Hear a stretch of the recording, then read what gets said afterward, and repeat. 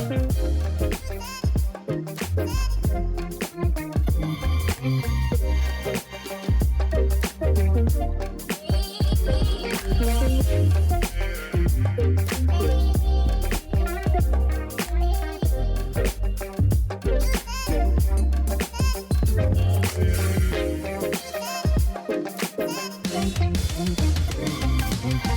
everybody, and welcome back to another episode of the Speak Plainly podcast, where we speak plainly about things that matter.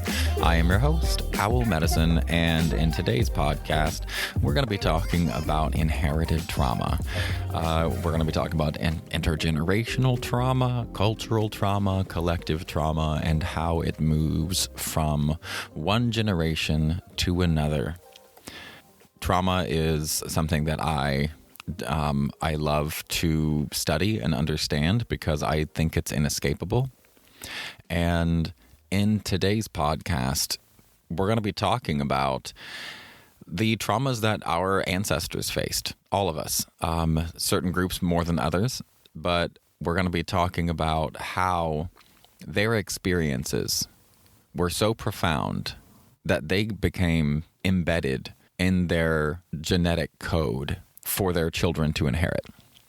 In this episode, I'm going to be blending a lot of different stuff. I'm going to be blending spirituality. I'm going to use the chakra system, which is something I normally don't, but it's an easier way to understand this stuff. And I wanted to talk about generational trauma and how it moves from one place to the next, but also not just depress you by talking about trauma, but give you ways to be able to identify these things in yourself and be able to cope with them. And I think the chakra system does a decent job. Like, you don't need to know much about it at all for it to be a functional way for you to think about these processes. So if you don't know anything about biology, that's fine. We're going to keep it real simple. If you don't know anything about the chakra system, that's also fine. We're going to keep it real simple. I really want to just kind of explain this in as many ways as possible so I can get people to understand what I believe is the heart of it.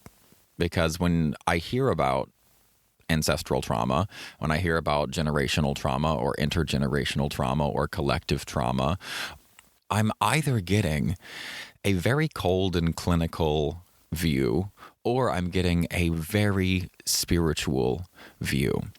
And I like both of those. I love the cold clinical and I love the spiritual, but for me, where the rubber meets the road is the in-between.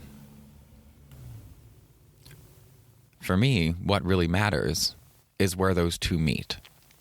And so in this episode, I'm going to attempt to lay things out in a way that allows us all to be able to understand what is meant by generational trauma, both in a kind of hippie woo-woo general way and in a biological, biochemical way, and also in a historical way.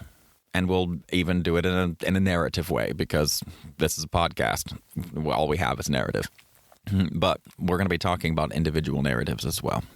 So stick with me to the end, and you might learn something. So what is inherited trauma? And inherited trauma is simply trauma that you didn't experience that causes you to behave in ways that are pathological for you. When we talk about trauma, which I talk about all the time on here, trauma is a wound. So I guess let's start there. Before we even define inherited trauma, we need to define trauma. What is trauma? Trauma is a wound. Trauma is a wounding that we live with, and that wound leaves us triggerable. And we never know what's going to trigger us. Not always, but a lot of times we can guess. And what happens when that piece of us is triggered, when we're triggered, we automatically launch into a preordained response to a specific stimuli. And that preordained response, that pre-programmed response, is not a beneficial response. That's what trauma is. It is an inflexibility in our inability to respond to stressful stimuli. Inherited trauma is when we launch these responses and we don't actually have any memory in our life, in our own personal lifetimes, of experiencing trauma, yet we are acting out in ways that are fairly obviously trauma responses. Now, there's inherited trauma, which we kind of speak of as the individual. It's an individual person's inheritance. Then there is intergenerational trauma, which is both familial and adopted, because you can get intergenerational trauma from your parents to you, or from your adopted parents to you, and you will do that by mirroring. And we know this from studies on alcoholics and alcoholic parents, and people being raised by alcoholic parents who weren't their parents, and being raised by alcoholic parents who were. Then there is cultural trauma. And this is trauma that an entire culture of people have gone through. And an entire culture is affected. Then there is collective trauma, which is very similar to cultural trauma, but it's just a collective being a group. It doesn't necessarily need to be a specific culture. Maybe it's multiple cultures. A collective trauma might be boarding schools, where two different cultures have experienced boarding school, like forced boarding schools in the United States. You had the Japanese internment camps doing the exact same thing, or pretty darn close to the exact same thing as what we had just done to indigenous peoples a couple hundred years before. Not even a couple hundred, like 1 to 2. God, how fast America went disgusting is really impressive. But that's cultural trauma versus collective trauma. It is a group of people who experienced a similar trauma that may not be that are not part of the same culture. So I've got basically 4 different types of collective trauma that I'm talking about, or 4 different types of trauma that I'm talking about. And you know what trauma is? It is that deep wounding that leaves us triggerable. And when we are triggered, we launch a pre-programmed response to a specific stimuli. Next, we need to talk about, all right, so now you understand what trauma is, and you understand what inherited trauma is, and you understand that there are multiple types of inherited trauma. But how do we know if we're experiencing inherited trauma? Well, there's lots of ways that you can know. But first, you have to figure out, is this your trauma or is this inherited trauma? And the way that we figure that out is usually the same at first. Because what we're looking at is we're looking at behavioral patterns. Do you have patterns in your behavior that are not beneficial to you, that don't really make much sense in the situations that you use them? And if the answer is yes, then you have some kind of trauma, but it might be yours from your own past, your own life, your own childhood. It might be your parents, and you might be acting out things that you saw your parents acting out. Like, I have trauma around being weak, and I have that from not only being raised as a white male in the Midwest from a very conservative, religious, and historically military family. I could not be weak.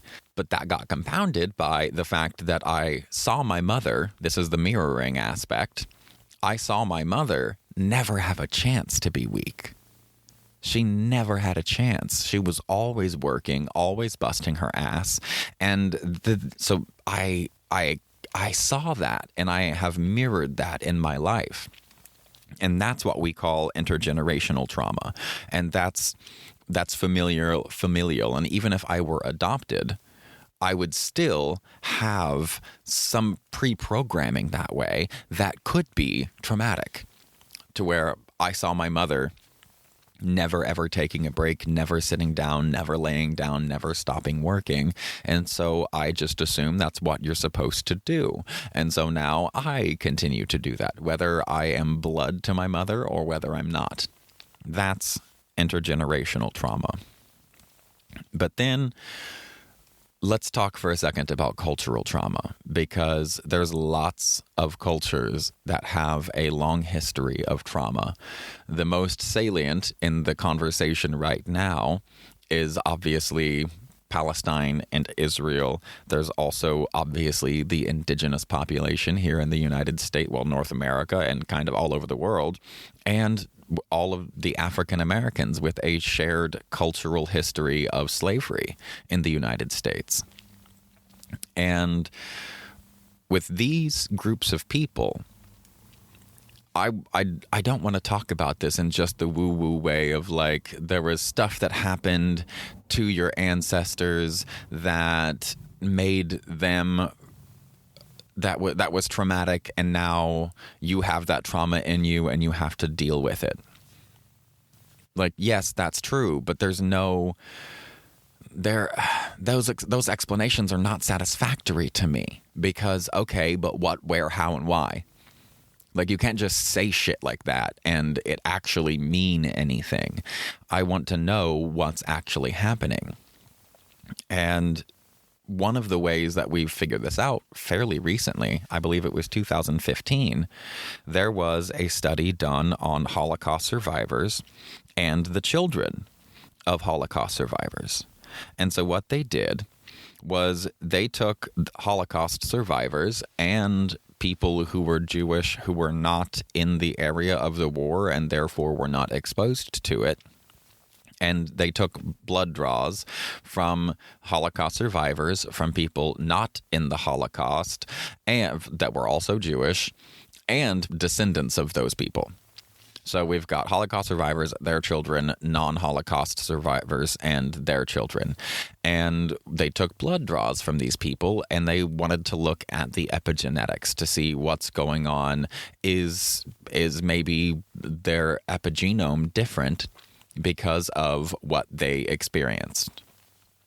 And the first step on any study is observational. And when they observed, through looking and asking more and more questions to these people, they found that 30% of the Holocaust survivors' children report PTSD, and 0 of the control group did. 0 of the controlled group reported symptoms of PTSD. The control group being children of Jewish people who were not exposed to the Holocaust or did not suffer through the Holocaust. And that's very interesting to me for a couple of reasons.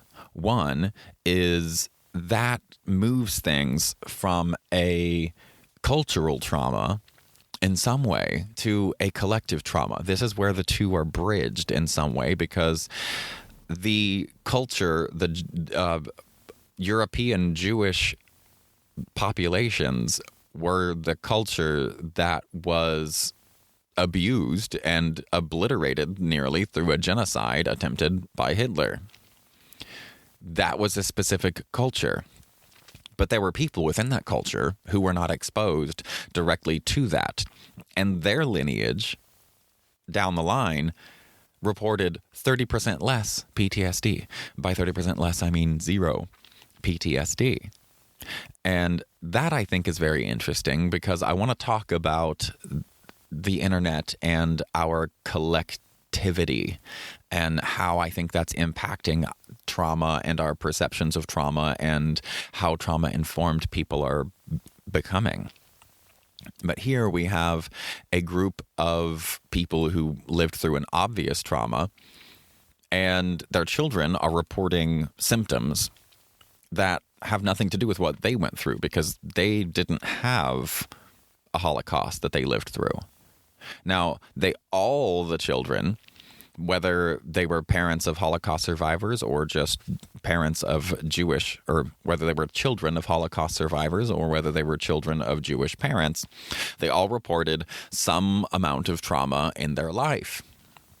And that's why it's very interesting that even though they've reported some trauma, the children of Jewish families who didn't experience the Holocaust have a 0, and the children of the Holocaust survivors have a 30% rate in PTSD.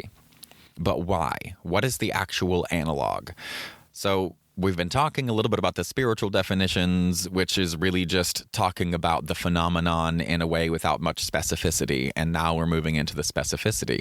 And here, what they found in this study was that there actually were genetic markers that were different.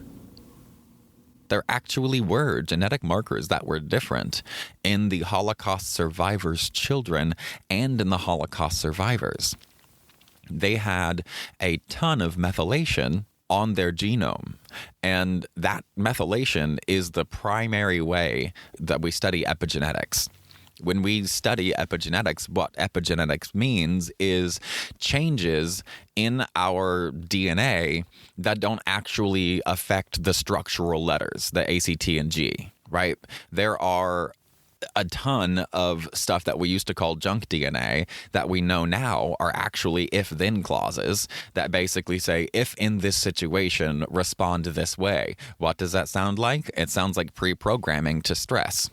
That way, when we're exposed to a certain type of stress, we respond in a specific way. Now, the children of Holocaust survivors, what did the Holocaust survivors do to survive? Did they fight? No. Did they run away? No. Did they unify and form a union and say, hey, we're going to take you to court if you don't stop burning us alive and throwing us in gas chambers? No. They didn't. What did they do? They shut down. They conserved resources. They kept their head down and their mouth shut. They accepted the fact that they were helpless in their given situation, and the best they could do is conserve resources and survive. Now, that sounds really close to depression. That sounds really close to PTSD, which are also, like, depression was also something that was noted in a lot higher prevalence in Holocaust survivors and their children. And why? Because now, through such a profound experience where the only way that their parents were able to survive was by shutting down everything, by not launching a fight or flight response, but by absolutely minimizing everything about who they are, they were able to survive by shutting down and accepting their helplessness. And for a long time, depression was described as learned helplessness. And that's still not that far off. We know it's way more complicated than that and all that sort of thing. But it definitely comes from a sense of learned helplessness. And I genuinely believe that most trauma has a flavor of helplessness to it, that the overwhelming majority of trauma has some piece of helplessness in it.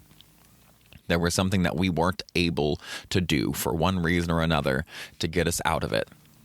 And that locks us in, man. That locks us into depression and to this triggerability that we get with PTSD. So the children of these Holocaust survivors had all of the symptoms that we normally associate with inherited trauma, in cultural trauma even. But what they didn't have, these children with the classic symptoms of inherited trauma, which makes sense just observing it, like, okay, yeah, it makes sense that children of Holocaust survivors would experience more depression and more PTSD. If you're an empathetic person anyway, it kind of makes sense. But to see the actual analog being the methylation, and because what methylation does is it's these little methyl compounds that attach themselves to the epigenome, and they turn on and off things like switches. I'm sure you've heard about turning genes on and off. The way that happens is through methylation. And there was far, far, far more methylation in the Holocaust survivors' blood and the children of the Holocaust survivors' blood. This is really cool to me because now, scientifically, we're beginning to put together just the very, very beginnings of what the biological analog for ancestral or inherited trauma is. There is an actual analog, and it's in the epigenome, and it's methylation. So that's really cool. Now, I'm not saying that all of this is purely inherited, because if you're raised by Holocaust survivors, not only did you inherit their DNA, but you're going to inherit much of the way that they are in the world just through observation and through mirroring. The way that they respond to stress is going to be the way that you respond to stress, because your nervous system doesn't really have much information in that way. We are born very much a clean slate, so we can adapt to whatever environment that we are in, because we as humans have taken over all the environments. So you never know which one you're going to be born into this go round, and it's useful to be able to adapt appropriately to that environment. And so we have grown through evolution to have some stuff pre-programmed and have some stuff that we learn afterward. And we learn a lot of stuff afterwards from our parents, not the least of which is how we handle stress. So what does this have to do with the chakra system? Well, this is the way I explain it to people because I think it's easy to understand. The root chakra is the chakra that's all about my place on this earth. It is your genetic inheritance. It is where you come from. It is your root to the earth. And it is the first chakra that's formed. Most people know there are lots of chakras, but most people just talk about the 7 main ones in the center of the body. And the first one to form is formed in vitro, and it is the root chakra. And that is the place that ancestral trauma sits. That is the place inherited and cultural trauma and collective trauma sits. It sits deep down inside there. And shit, even the Chinese say this, actually. I was just reading a book I bought years ago, and I finally got, well, I guess a year ago, and I finally got to it on psycho-emotional conditions and the extraordinary vessels in Chinese medicine. And one of the extraordinary vessels is called the daimai, and it's like the belt vessel, and it goes around the waist. And there are 2 branches, and one of the branches that goes around the small of the waist and then dips down, really like scoops down toward the pubic bone and creates like a basin down there. And they say, in Chinese medicine, which has nothing to do with the chakra system, that's Indian. They say in Chinese medicine that is where trauma is stored, childhood trauma and ancestral trauma. It is stored deep in the daimai. So I find that interesting that 2 different systems, one in India, one in China, who have completely different perspectives on how, like life and healing and whatnot. Like Chinese have 5 elements. The Indians have like your Pitta, Vata, Kapha. They have Ayurveda versus classical Chinese medicine, or now TCM. 2 very different worldviews and ways of looking at things and understandings of the world. And they all agree that trauma is stored deep down in the area that the Indians would call root chakra and the Chinese would call the daimai. And this is important because it is the very first thing to form about who you are, and it forms the structure of how you survive on the planet, which is why it's about surviving, it's about food. And then the next step after getting ourselves to survive is getting ourselves to survive through our babies. That is number 2. Chakra number 2 is the sacral chakra. And the sacral chakra, if the first one's all about me and my place on this earth, and I get you, and that's programmed largely by our parents, the second one is also programmed largely by our parents, but it's about bonding. And we bond first with our parents, and then somewhere around puberty, we start bonding with other people because we're moving away from our primary unit being our family and getting old enough to where now we're getting close to hitting puberty and are biologically capable of having children of our own. So we're working on developing our own unit. So it makes sense that then we move out and we bond. But the thing about chakras is each one is built on the last. And so if the first one, you inherited some trauma stuff, which is, again, just saying that you inherited automatic responses to certain types of stimuli, then your bonding is going to be deeply affected by that. So when you reach out to bond to a friend or a neighbor, but especially romantic relationships, because they're the closest bonds that we have, often people with inherited trauma really struggle to have intimate relationships. We struggle to bond in those intimate relationships. And there's lots of ways that manifests, but a lot of it boils down to the way that we deal with things and the way that we cope with things either doesn't jive with other people, with like specific other people, or doesn't jive with other people at all. If our trauma or our parents or grandparents' trauma or great-great-grandparents' trauma was based around every single person that I came in contact with that I trusted was untrustworthy and it hurt me and my family, then there's a really good chance that you're going to just be fundamentally untrusting of everyone. And you're not really going to know why.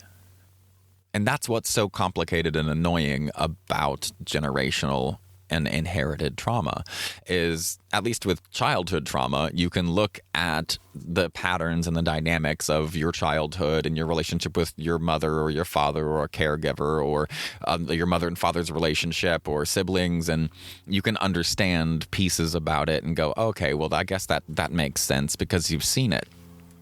But with inherited trauma, most often we haven't seen it because we weren't there, which is why it becomes beneficial to ask, which is where people who were raised by their blood parents, they have a big step up on people who were not. People who were adopted, say, they don't have any ties to, or maybe they have very, very little information about their birth families. And so they'll still get inherited trauma. You can get intergenerational trauma from being raised by a traumatized person, but their inherited trauma that is deep ingrained in the methylation of their epigenome, that comes from a person that they'll never be able to answer questions about. And that sucks, but it's still doable, as in you're still able to heal yourself. But before we get there, let's go to the third chakra that is affected by ancestral trauma. The first one is all about my ability to be alive and maintain my aliveness on this planet. That requires my parents and when two parents love each other very much and all of that, and that gives birth to me, right? And then once those basic survival needs, your food and your water and your shelter, are taken care of, immediately what you need to keep alive is the bonding, because we are a social species. It is through our bonds that we have survived, through collective hunting and collective gathering, and as family units we have needed other people to survive forever. And the next one up after the sacral chakra is the solar plexus.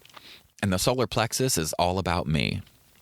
I've talked a lot, especially about the book and in the book, about how our opinion of ourselves is first determined by our interpretations of how we are treated. Full stop. The interpretations that we have of how we are treated, whether we are liked or likable, loved or lovable, or in the way, or a joy to have around, all of these kinds of self-identifiers later, they start from how we are treated when we're little.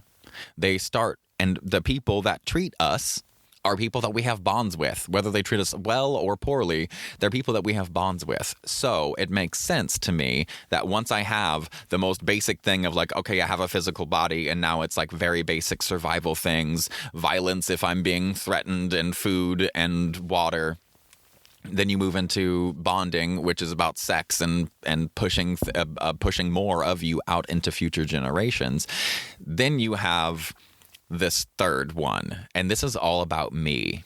It's about who I think I am. The sacral chakra is about who you think you are and pushing yourself, or not the sacral, the solar plexus chakra is all about who you are and manifesting yourself in the external world. Who are you?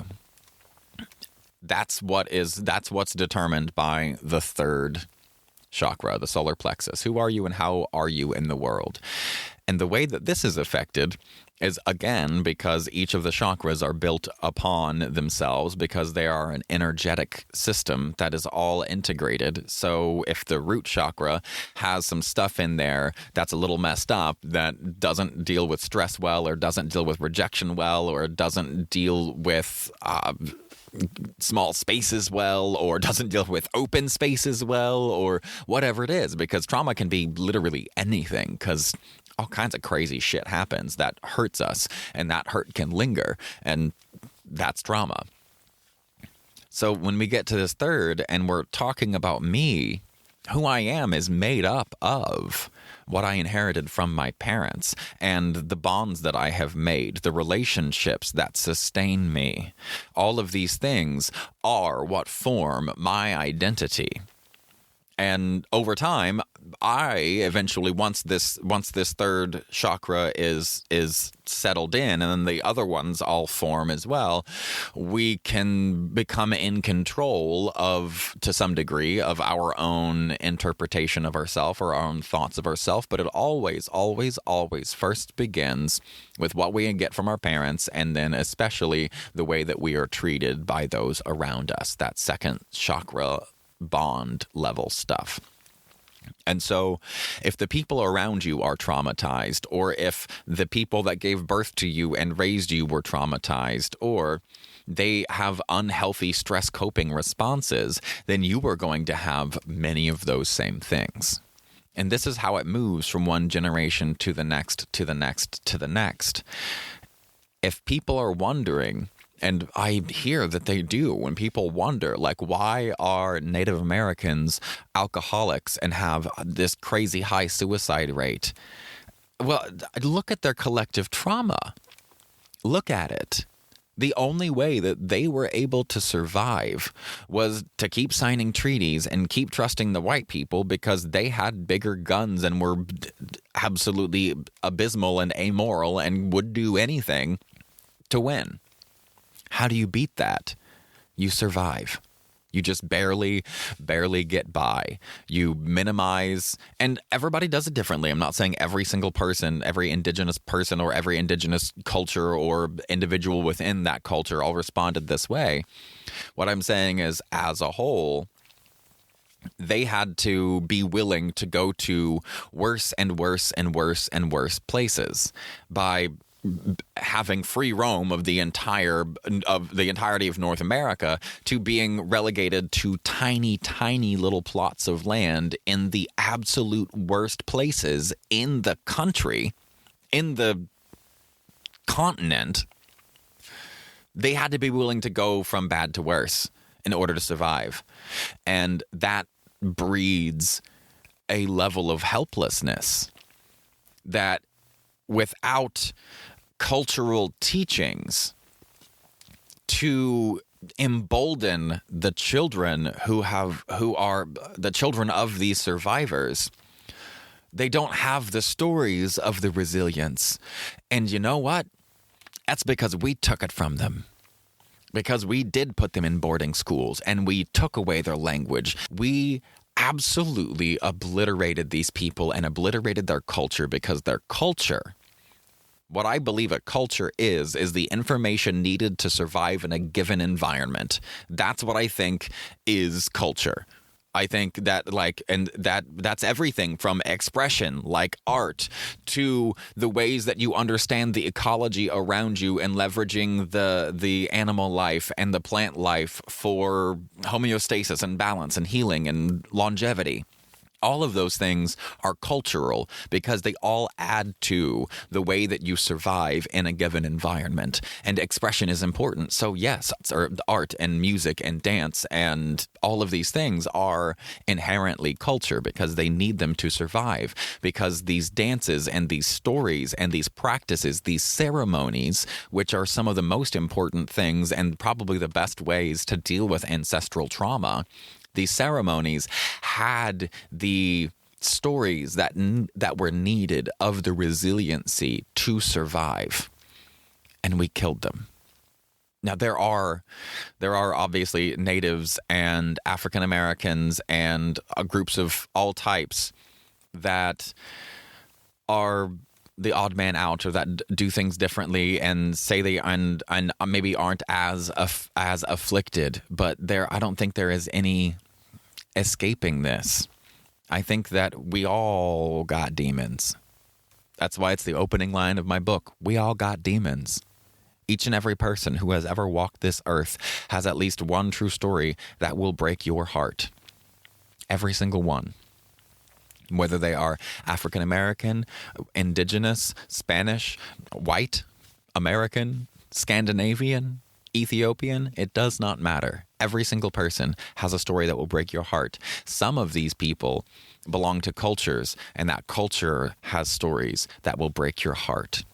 And the way that these people responded to the stories gets imprinted in their DNA through the epigenome, through a process that we now know called methylation, that turns on and off switches that say, if in this environment, respond this way. That's what genetic inherited trauma is. That's how it's passed from generation to generation and from family to family. Some of it's through modeling because I handle my stress in a certain way because of certain experiences that I had. Some of it is through the actual genome, through epigenetic changes. They're inherited that way. But for you listening, if you want to know if you have inherited trauma, one, I feel like most of us do. But the way that you can look for yourself is, do you have patterns of behavior that are undealt with and unhelpful? Do you know where they came from? Does it make sense given what you know about your childhood or your family? If not, ask about your grandma, ask about your grandpa, ask about the lineage there. And for me, I put together a lot reading American Nations by Colin Woodward. Such an incredible book. I've brought it up multiple times, but it taught me about what cultures established what regions in the United States. And suddenly, all of the things that I knew about my family that were so incredibly toxic made perfect sense. Because my family is all Appalachian. They came from the borderlands of England.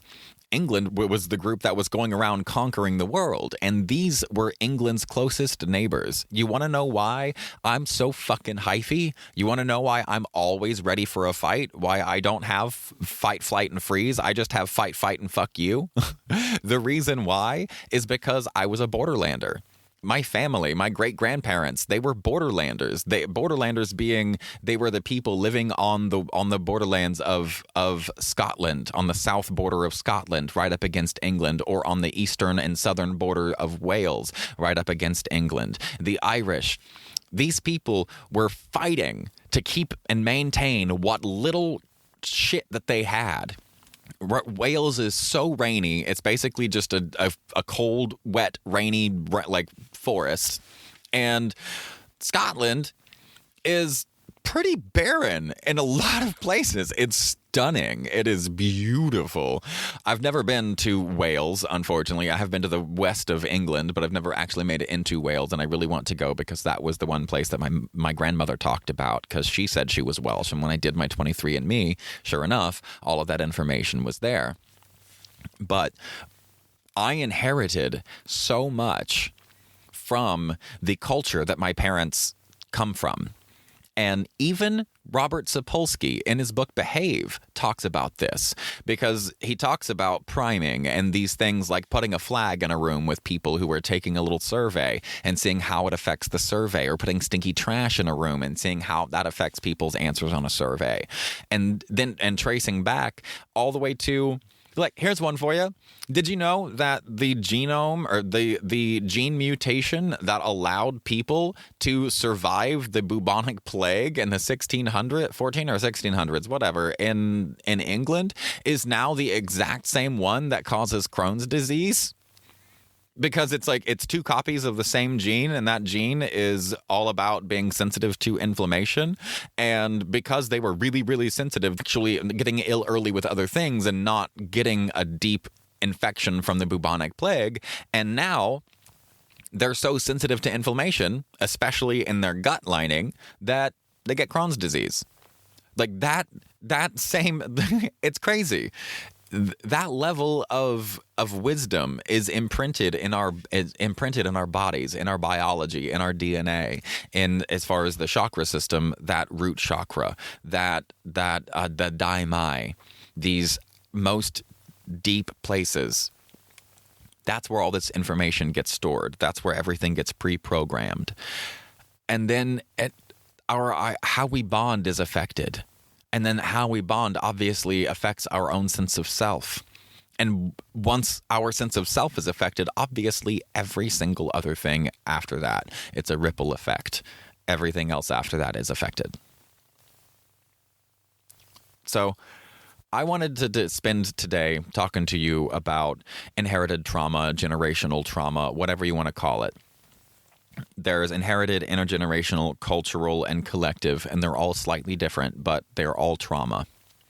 And there's no right or wrong way to deal with it. But one of the things I do think is important before we go is take a look at your patterns. Take a look at those automatic behaviors of yours and see if they make any sense. And if they can't make any sense given your environment, if throughout your entire lives, see if it makes sense through watching your parents and their patterns. And if that doesn't make sense, then it was definitely most likely inherited.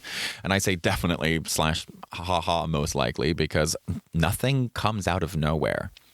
And I really believe that if we are silly enough to think that somebody will just be an alcoholic or be really strongly a certain way for no reason whatsoever, you're an idiot.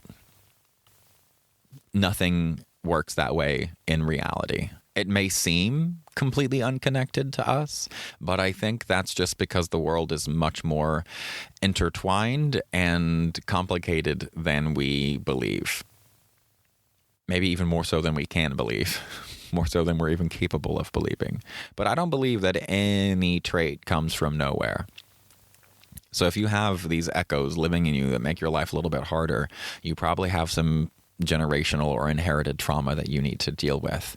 And before we go, I want to give you ways to deal with your inherited trauma. The way that we deal with trauma in general in the West is individualized. We tell people to go to therapy and deal with it on your own time, by paying a couple $100 an hour to somebody who sits and listens to you and asks you, how does that make you feel? And that's wonderful. I love therapy. I'm sure you all know that by now.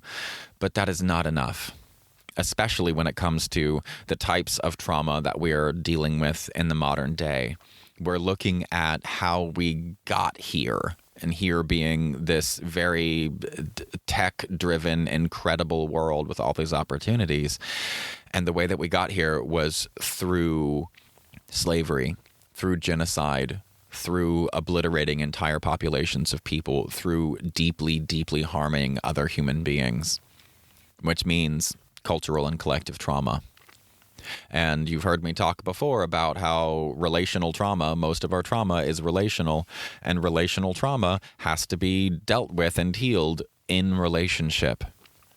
I believe that cultural trauma and collective trauma is the same way. I believe it is best healed in groups.